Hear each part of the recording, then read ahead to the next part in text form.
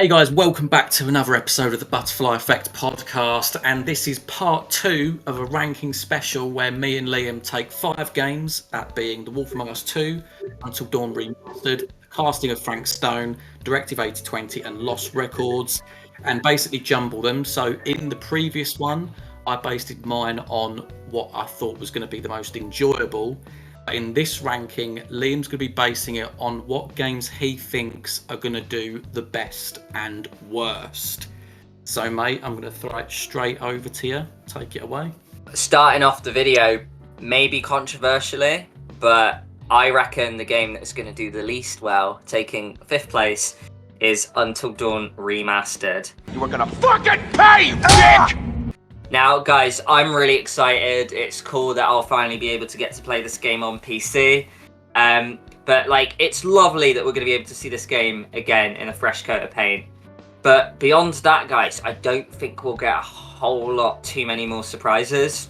I think it is wishful thinking and super optimistic to think we'll get way more content. I just think it'll pretty much be like a classic game where, they remaster it, put it on PC. It will do well for sales and stuff, but I've played Until Dawn 11 times, and I just feel like, oh great, I'm playing it for a 12th time.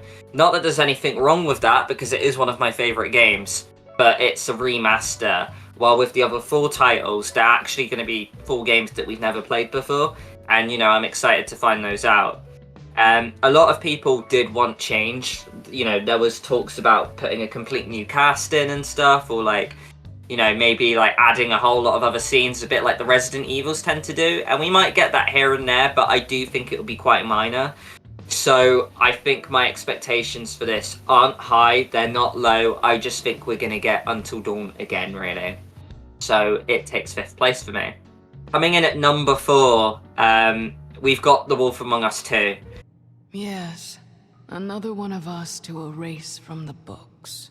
So don't get me wrong, guys, I cannot wait to revisit Fabletown 11 years later. Wolf Among Us 1 plays, has a really special place in my heart. I look at the trailer, and the trailer looks absolutely fantastic. If it takes the winning formula from Wolf Among Us 1, it should be a success. They just really need to stick to that current model which they had before, which, made the first game arguably the best, or one of the best Telltale titles they've ever released. But I'm not going to lie, guys, I am mightily concerned. They had another staff cull, and although, Deck 9 might be responsible for their mishap with The Expanse, fans will be right to hold skepticisms. Like I say, with the staff cull, there's something that clearly isn't right at that company and studio, and I just feel like if you've got an unhappy work environment, that can bleed into the product, and I feel like we need to remain vigilant, because The Wolf Among Us 2 could be another thing like Expanse. The Expanse, in my opinion, was an absolute insulting shambles. It felt rushed, and episodes 3 and 4 had one major choice between them, which, I'm sorry guys, but there's no way of sugarcoating it. That is really poor excuse for a Telltale game. And that is why Wolf Among Us 2, I hold so much concern that it falls down to 4th on this rank. Hopefully I'm proven wrong, but that's where it lies in my list. I just want to say, before I go into bronze, silver and gold territory, that this is almost not exactly a guess, but I had a lot of trouble ranking it. There's ones that I'm more excited for, but I really had to screw my head over my heart on this one. And yeah, this is the list I've gone with. At 3rd place, I'm going for the underdog in Lost Records Bloom and Rage. Why? The concept is really fascinating to me. I love the potential teen drama, the 90s theme it's got going on with the punk undertones to it. The trailer really had me hooked with the quirky characters and song. Lost Records looks like the closest thing we've had to Life is Strange. They've had Twin Mirror and Tell Me Why recently, but I do feel they did fall flat in certain areas. But this could be similar, but we don't know enough about the game yet to really hold judgments, which is why it might fall down to 3rd over the other games. I do have a feeling it will be very good, and I think it will gather its own fandom and community, but I can't help but feel it will be held back by something that Don't Nod often suffer from, whether it's potential unlikable characters, flat moments, linearity, or nothing choices.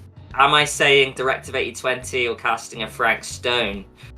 So Silver Place, guys, the game that I'm saying is going to do the second best this year. I've gone for the casting of Frank Stone. Casting of Frank Stone, the trailer is absolutely phenomenal. The whole song they've got, David Kushner Daylight, has been on one of my most played in my Spotify playlist. I can't get enough of that song, it is so good. And I'm really excited by the concept of Supermassive Game's storytelling ability and narrative writing combined with Behavior's gameplay prowess. I think it could be a really, a really successful recipe that they build here. It could really be a silent assassin that takes everyone by surprise. No one knows how good this game's going to be. There's a lot of hidden potential. Behavior's Dead by Daylight, despite its massive following, it did grow really stale for me. It's updated with new characters and perks, but they all get more imbalanced and weaker, and it is a game I really ended up falling out with, and I just couldn't play it after years and years. And also, we have to kind of take into account there could be a major style clash between these two studios. It could be a really weak game with a feeble story, a short runtime and bland characters. We don't know this, which is why I just couldn't end up giving it the gold medal. There are a lot, we don't know enough yet. And I can't help but feel this will be a bit of a side project for both studios. Behavior will really be focusing on Dead by Daylight, and Supermassive Games have so much on, whether it's the Little Nightmares, Directive 820 and the other DPA titles they're making, and another potential blockbuster. So yeah, we don't know enough about it to ride home about it yet. So in Jack's video, he said that Directive 820 is the title he's the most excited for. I'm not going to lie, I probably would say it isn't the one I'm most excited for, but I do think it is the one that by the end of the year, Jack and I will be saying it was the best out of the 5. Despite the fact that DPA titles struggle to surpass that sort of 7 out of 10 mark to me, I do have a really good feeling about this one. I do think the DPA formula is running a little stale. We know what to expect. We're always going to get that prologue fodder, characters that just die off right at the start. We're going to have a Mr. or Mrs. Plot Armor that get all the way to the end of the game. And there's going to be 2 to 5 memorable characters, with 3 or 2 of them being really stale. Despite this though, what edges it for me and puts it in first place is the space theme we're going to get.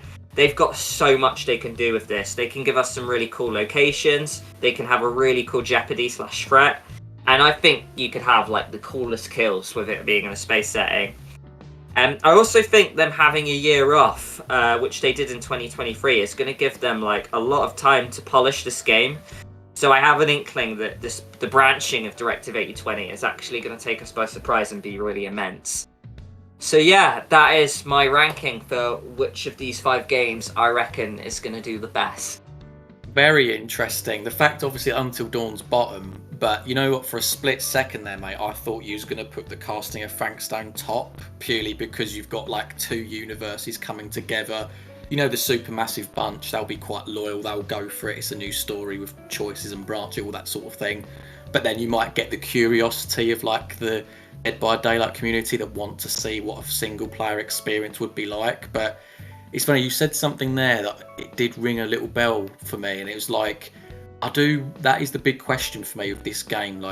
Because you're bringing 2 different things together, I wonder if it's almost not going to have its own proper identity, if you get what I mean, and therefore it could feel like it's pandering to 2 different groups, But we'll have to see when it comes out. It is something that I am looking forward to. As we said, we will play it on the channel at some point, so watch this space, guys. But yeah, that was Liam's ranking.